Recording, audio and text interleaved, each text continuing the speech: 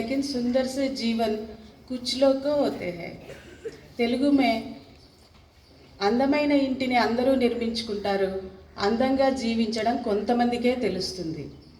ఈ జీవించడం కూడా ఒక కళ. మీరు 5 గంటల నుంచి రాత్రి 10 గంటల వరకు ఏవేవైతే చేస్తున్నామో ఇక్కడ నేర్చుకుంటున్నామో అవన్నీ మంచిగా ఫాలో అయిపోతే చాలు, మంచి జీవితాన్ని మనం ఎంజాయ్ చేయగలం. ఇంకొక విషయం ఏంటంటే ప్రేయర్లో ఏం చెప్తున్నాము, ఫ్లడ్జ్లో ఏం చెప్తున్నాము అదంతా కూడా పక్కాగా ఒకసారి అండర్స్టాండ్ చేసుకుంటే మనకు ఈజీ అయిపోతుంది. ఫస్ట్ ఆఫ్ ఆల్ ఈ మంచి జీవితం కోసం అండర్స్టాండింగ్, తర్వాత adjustment, quality of time most important.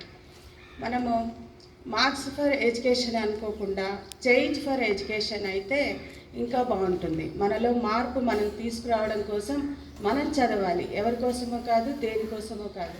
అప్పుడు మనకు కావాల్సినవన్నీ కూడా మనం సంపాదించుకోగలం. ఓకే.